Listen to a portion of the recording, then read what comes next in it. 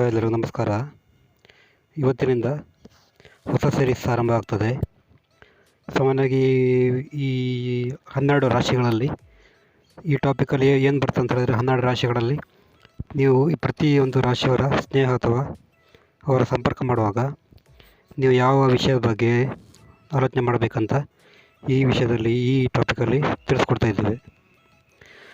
ಸಾಮಾನ್ಯವಾಗಿ ನೀವು ಈ ಮೇಷರಾಶಿಯವರ ಸ್ನೇಹ ಮಾಡುವಾಗ ಅಥವಾ ಮೇಷರಾಶಿಯವರ ಜೊತೆ ಕ್ಲೋಸ್ ಆಗೋದಾದರೆ ಅಥವಾ ಮೇಷರಾಶಿಯವರ ಜೊತೆ ಯಾವುದೋ ಒಂದು ಸಂಬಂಧ ಮಾಡುವಾಗ ನೀವು ಯಾವ ವಿಷಯದ ಬಗ್ಗೆ ಆಲೋಚನೆ ಮಾಡಬೇಕಂತ ಈ ವಿಷಯದಲ್ಲಿ ನೋಡ್ತಾ ಹೋಗೋಣ.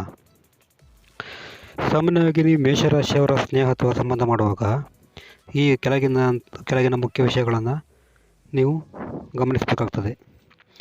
ಇದರಲ್ಲಿ ಮೊದಲನೇ ವಿಷಯ ಅಂತ ಹೇಳಿದ್ರೆ, ನೀವು ಮೇಷರಾಶಿಯವರ ಜೊತೆ ಸ್ನೇಹ ಮಾಡುವಾಗ ಅಥವಾ ಯಾವುದೋ ಸಂಬಂಧ ಮಾಡುವಾಗ ಇವರ ಎದುರುಗಡೆ ಏನಾದರೂ ಶೋಕಿ ಮಾಡೋದು ಅಥವಾ ಇವರ ಎದುರುಗಡೆ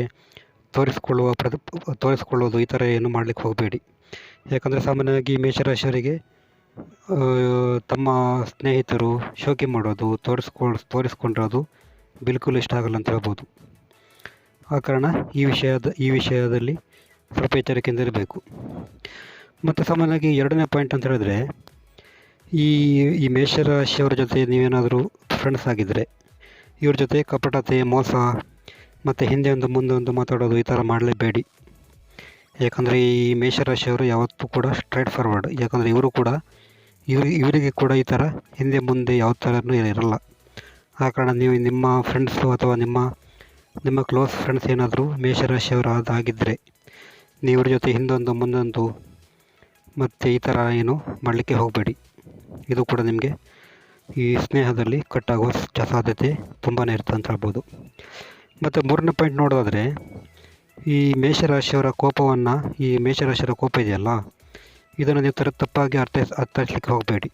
ಯಾಕಂದರೆ ಇದು ಮೂಲತಃ ಇದು ಒಂದು ಅಗ್ನಿತತ್ವ ರಾಶಿ ಆಗಿರ್ತದೆ. ಈ ಮೇಷರಾಶಿ ಇದೆಯಲ್ಲ, ಸ್ವಭಾವತಃ ಒಂದು ಅಗ್ನಿತತ್ವ ರಾಶಿ. ಅದು ಕೂಡ ಮಂಗಳನ ಆಳ್ವಿಕೆಗೆ ಒಳಪಟ್ಟಂಥ ರಾಶಿ. ಯಾಕಂದರೆ ಇವರಿಗೆ ಈ ಮೇಷರಾಶಿಗೆ ಕೋಪ ಬರೋದು ತುಂಬ ಸಹಜನೇ.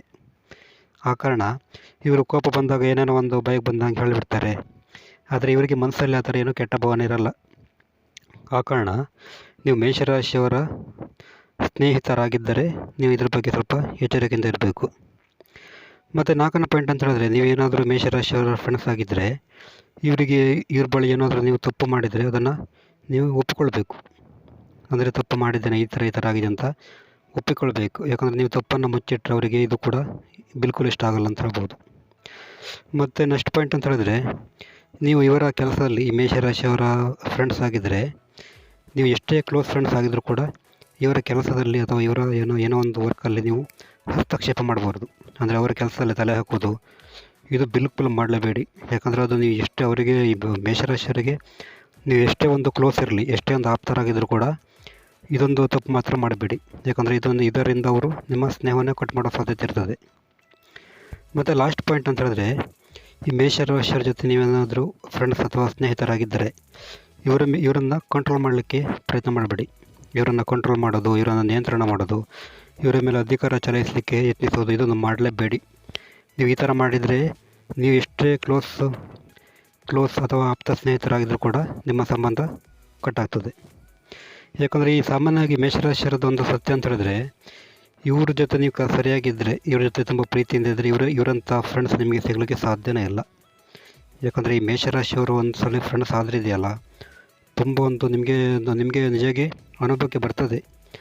ಯಾಕಂದರೆ ಇವರು ತುಂಬ ಒಂದು ಫ್ರೆಂಡ್ಸ್ ಆದರೆ ಅದನ್ನು ಫ್ರೆಂಡ್ಶಿಪ್ಪಲ್ಲಿ ತುಂಬ ಒಂದು ಚೆನ್ನಾಗಿರ್ತಾರೆ ಈ ಮೇಷರಾಶಿಯವರು. ಇಲ್ಲಿಗೆ ಈ ಟಾಪಿಕ್ ಮುಗಿಸೋಣ. ನೆಕ್ಸ್ಟ್ ವಿಡಿಯೋದಲ್ಲಿ ಸಿಗೋಣ.